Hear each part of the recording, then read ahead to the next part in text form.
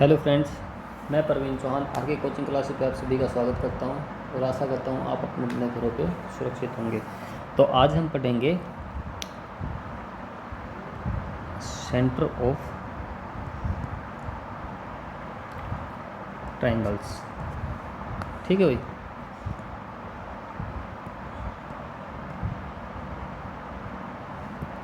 देखिए भाई, ये बहुत ही इम्पोर्टेंट टॉपिक है और इसके बारे में आपको समझना बहुत ज़रूरी है क्योंकि इसके ऊपर काफ़ी अच्छे से क्वेश्चन बनते हैं। तो आप समझने की कोशिश कीजिए, ठीक है। मान लो कि हमारे पास एक ट्रायंगल है, ठीक है। ये इसका ए बी सी और इस ट्रायंगल का एंगल बाइसेक्टर, इस ट्रायंगल का एंगल बाइसेक्टर और इस ट्रायंगल एंगल का एंगल बाइसेक्टर, ठीक है। यानी कि इस एंगल का बाइसेक्टर, इस एंगल का बाइसेक्टर, इस एंगल का बाइसेक्टर जहाँ पर मिलते हैं, ठीक है। इस तीनों एंगल के एंगल बाइसेक्टर जहाँ पे मिलते हैं, अगर उस पॉइंट को सेंटर मानते हुए मैं एक सर्कल खींच दूँ ऐसे करके, ठीक है भाई। तो इसको हम क्या बोलते हैं, तो इस पॉइंट को हम बोलेंगे इन सेंटर या अंतः त्रिज्या। इसको हम बोलेंगे अंतः वृत्त या इन सर्कल, ठीक है भाई। बहुत ही इम्पोर्टेंट टॉपिक है, इसको बड़ा ही ध्यान से समझेंगे। इसको हम डिनोट करते हैं आई से, ठीक है। इसको डिनोट करते हैं आई से। अब इसमें देखिए, अगर मैं मान लो यहाँ से एक लाइन यहाँ मिला दूँ, एक लाइन यहाँ मिला दूँ और एक लाइन यहाँ मिला दूँ, तो ये इस सर्कल की क्या है, रेडियस है। ये इस सर्कल की रेडियस है, ठीक है। और दूसरे शब्दों में इसको कह सकता हूँ कि इन radius is equi distance from all sides of triangle, ठीक है। अगर हिंदी में बात करें, मैं बताऊंगा कि ये जो इन सेंटर है, ये ट्रायंगल की तीनों साइडों से बराबर दूरी पे होता है, ठीक है। आपसे कई बार डायरेक्ट क्वेश्चन भी पूछा जाता है कि वह कौन सा सेंटर है जो ट्रायंगल की तीनों साइडों से बराबर दूरी पे होता है, तो उसका आंसर होता है अंतः त्रिज्या या इन सेंटर, ठीक है। ये मैंने आपको थोड़ा सा गलत बता दिया है, यहाँ पे ये अंतः त्रिज्या नहीं होती, अंतः केंद्र होता है। मैंने आपको पहले बताया था, हिंदी का थोड़ा कंफ्यूज होता है, ठीक है। यानी कि इन रेडियस को बोलते हैं अंतः त्रिज्या, ठीक है भाई। अब इसके बारे में थोड़ा सा और समझिए। मैं एक बार दोबारा आपके लिए ड्रॉ कर देता हूँ। ये हमारे पास कोई ट्रायंगल है, ये इसका एंगल बाइसेक्टर, ये इसका एंगल बाइसेक्टर और ये इसका एंगल बाइसेक्टर। अब जैसा कि मैंने आपको बताया था कि हमारे पास क्या है कि ये एंगल ए था, ये बी था, ये सी था। तो हमें पता है कि एंगल के तीनों कोणों का योग कितना होता है, ट्रायंगल के तीनों कोणों का योग 180। अब ये अगर एंगल बाइसेक्टर है तो मैं क्या इसको b/2 लिख सकता हूँ, इसको c/2 लिख सकता हूँ, ठीक है, क्योंकि आधा आधा होता है हमेशा। अभी बात करते हैं इस एंगल की। अगर इस एंगल को लिखना हो तो क्या मैं ये नहीं लिख सकता 180 degree minus b/2 plus c/2, क्योंकि तीनों कोणों का योग कितना होता है, 180 होता है। तो इन दोनों को अगर मैं घटा दूंगा तो ये कोण आ जाएगा, ठीक है। इसको अगर मैं और थोड़ा सा शॉर्ट करके लिखूँ तो इसको लिख सकते हैं b+c/2, ठीक है, b+c/2। अब एक इक्वेशन ये थी, एक इक्वेशन ये है। इसको थोड़ा सा और सोल्व करके अगर मैं लिखूँ तो मैं इसको लिख सकता हूँ कि b+c = 180 माइनस में एंगल ए। तो b+c की जगह मैं क्या लिख सकता हूँ, 180 माइनस में ए। तो 180 माइनस में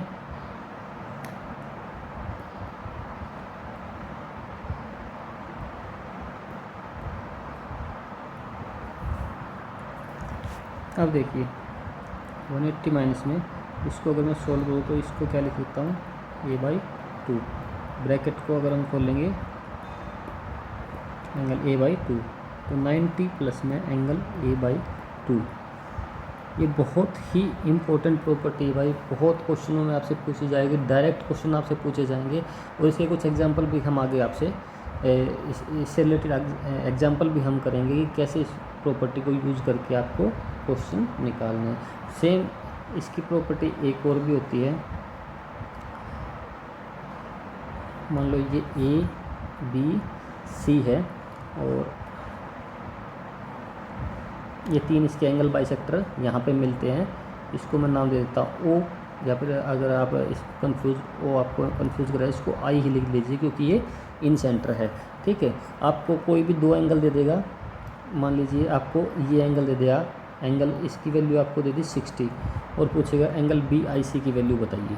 ठीक है, तो बी आई सी की वैल्यू कितनी जाएगी, 90 प्लस में हाफ ऑफ ए यानी कि 90 प्लस में 60/2 यानी कि 30 यानी कि 120 इसका आंसर हो जाएगा।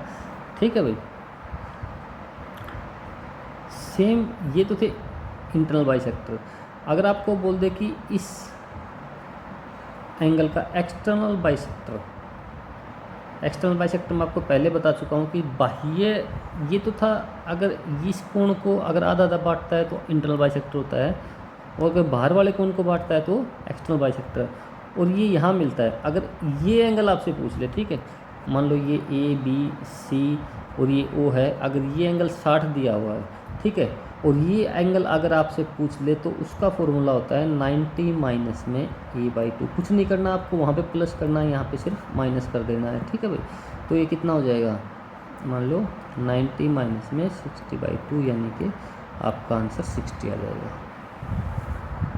ठीक है जी, आई होप कि आप इस चीज़ को समझ पाए होंगे। अब आगे देखिए, इससे रिलेटेड एक रिजल्ट और बनता है, वो देखिए क्या बनता है कि मान लीजिए ये हमारे पास एक ट्रायंगल है, ये इसका एंगल बाइसेक्टर, ये इसका एंगल बाइसेक्टर, ये एंगल बाइसेक्टर हमें मिलेगा वो आई होता है, ये इसको मैं ए बी सी। ठीक है, अब मैंने क्या किया, ये ले यहाँ से एक परपेंडिकुलर डाला इस लाइन पे, यहाँ पे एक परपेंडिकुलर डाला इस लाइन पे, और यहाँ पे एक परपेंडिकुलर डाला इस लाइन पे। ठीक है, अब अगर इस ट्रायंगल की मैं बात करूँ, अगर पूरे ट्रायंगल का एरिया हमें निकालना हो, area of triangle A B C, तो वो किसके बराबर होगा, क्या इन तीनों ट्रायंगल के एरिया के बराबर नहीं होगा भाई, इन तीनों ट्रायंगल के एरिया के बराबर, यानी कि तीन, ये 1 नंबर, ये 2 नंबर और ये 3 नंबर। ठीक है, अगर मैं तीनों ट्रायंगल का एरिया निकाल के जोड़ देता हूँ तो क्या बड़ी ट्रायंगल का एरिया नहीं आ जाएगा, बिल्कुल आ जाएगा। तो देखिए इसको निकालने की कोशिश करते हैं। इसकी साइड मैंने आप क्या मान ली, ये ए है, ये बी है और ये सी है। ठीक है, तो क्या कहा, area of triangle B I C plus में, थोड़ा शॉर्ट में लिख देता हूँ, ए आई सी प्लस में ए आई बी। ठीक है, अब इसको निकालते हैं, ये हाफ, बेस कितना इसका ए। अब मुझे बताओ कि क्या ये, अगर मैं इसको पूरे सर्कल खींच दूं तो क्या ये रेडियस नहीं है भाई, ये भी रेडियस है, ये भी रेडियस। देखो ये सर्कल मैंने यहाँ पे बनाया तो ये इन रेडियस है। ठीक है, इंटू में आर। दूसरे का अगर मैं निकालूं, बी इंटू में आर प्लस में हाफ इंटू में सी इंटू में आर। तो इसमें से मैंने आर कॉमन निकाल लिया, तो ए प्लस में बी प्लस में सी बाई में 2। और ये जो होता है ए प्लस बी इसका पेरीमीटर है, और ए प्लस बी को अगर हम 2 से डिवाइड कर देंगे तो उसका सेमी पेरीमीटर बन जाता है। तो ट्रायंगल का एरिया कितना हो जाएगा, आर इंटू में एस। ठीक है, अगर यहाँ से मैं इन रेडियस निकालनी हो यानी कि आर निकालनी हो तो क्या हो जाएगा, ए कोण में एस। ये है एरिया ऑफ ट्रायंगल और ये है सेमी पेरीमीटर। ठीक है, सेमी पेरीमीटर को कहते हैं अर्ध परिमाप। ये तो था सिंपल किसी भी ट्रायंगल का इन सेंटर इन रेडियस निकालने का तरीका। देखो मान लो कि आपको यहाँ पे कोई भी अगर ट्रायंगल दी गई थी, ये 10 दे दिया, ये 12 दे दिया, ये 14 दे दिया, ठीक है, और इस ट्रायंगल का एरिया आपको दे दिया गया है 28, ठीक है, इस ट्रायंगल का एरिया आपको दे दिया गया है 28। तो आपसे पूछ ले कि इन रेडियस बताइए, ठीक है। तो इन रेडियस आपको पता है कि r = a अपॉन में s होता है, ठीक है। तो a कितना है 28, अब ये कितना हो जाएगा 36/2 यानी कि 18। तो इसका हम यहाँ पे जो भी आएगा वो इसकी इन रेडियस हो जाएगी, ठीक है। दूसरा है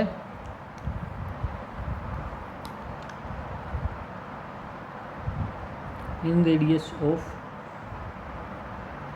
right angle triangle.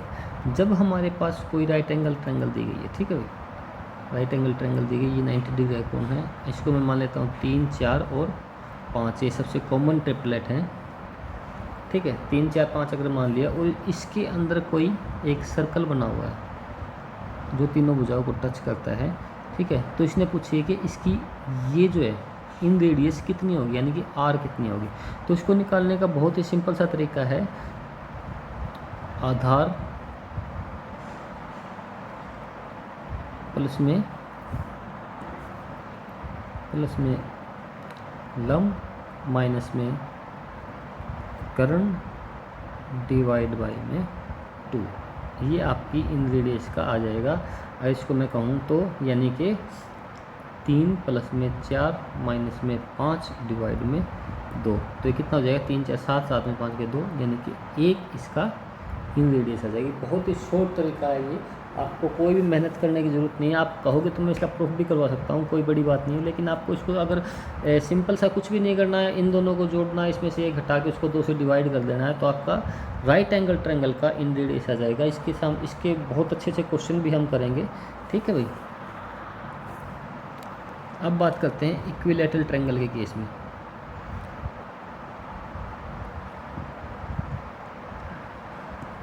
Equilateral triangle यानी कि जब हमारे पास इक्विलैटरल ट्रायंगल यानी कि समबाहु त्रिभुज हो, तो उसमें हम इन रेडियस कैसे निकालते हैं, ठीक है। समबाहु त्रिभुज में इन रेडियस कैसे निकालते हैं, ये A B C, ये A, ये B, ये C, ठीक है।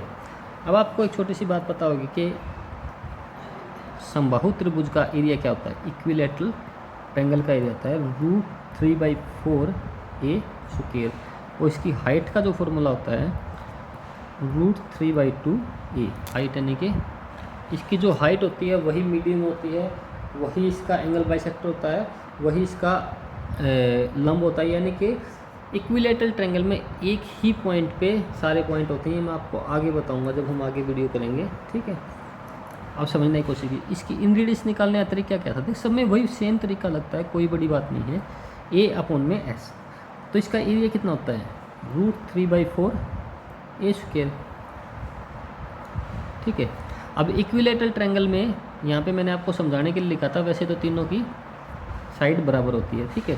तो एरिया तो इतना हो गया, अब सेमी पेरीमीटर कितना होगा 3a/2, सेमी पेरीमीटर कितना हो जाएगा 3a/2।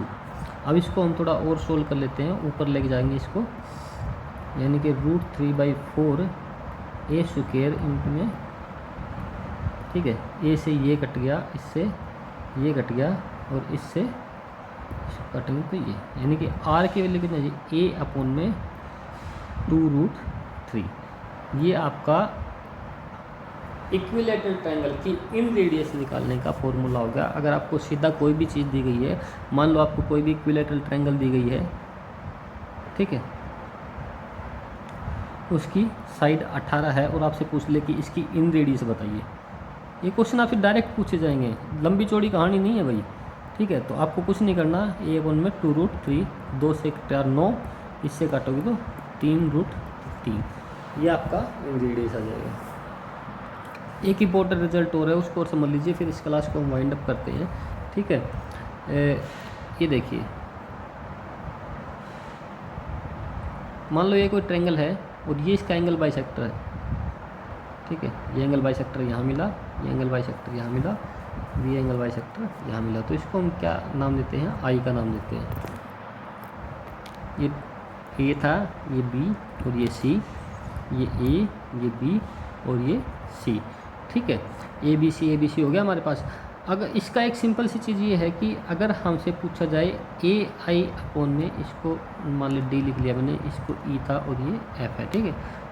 और ये लेंथ बी है, ये लेंथ ए है और ये लेंथ सी है, ठीक है। अगर वो हमसे पूछे कि ए आई अपॉन आई डी का रेशियो कितना होगा, तो सिंपल सी बात ये है कि बी प्लस सी अपॉन में ए, बी प्लस सी अपॉन में ए, ठीक है। आपसे कुछ नहीं, ये सिंपल ऐसे कोई क्वेश्चन पूछा जाएगा, ये बहुत, मैं आपको वो चीज़ें करवा रहा हूँ जिनसे डायरेक्ट क्वेश्चन पूछे जाते हैं, ठीक है। इसमें कोई लंबी चौड़ी कहानी नहीं है भाई। मान लो ए बी सी, ये हमें दिया गया था 5, ये 6 और ये 9, ठीक है। और ये है यहाँ पे आई, ये डी था, ये ई है और ये एफ है, ठीक है।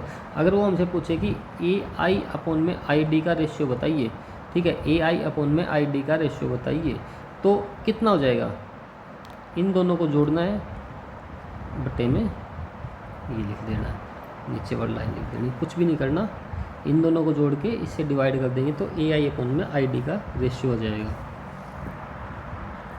आई होप कि आपको इन सेंटर का ये कॉन्सेप्ट आपको थोड़ा सा समझ में आएगा।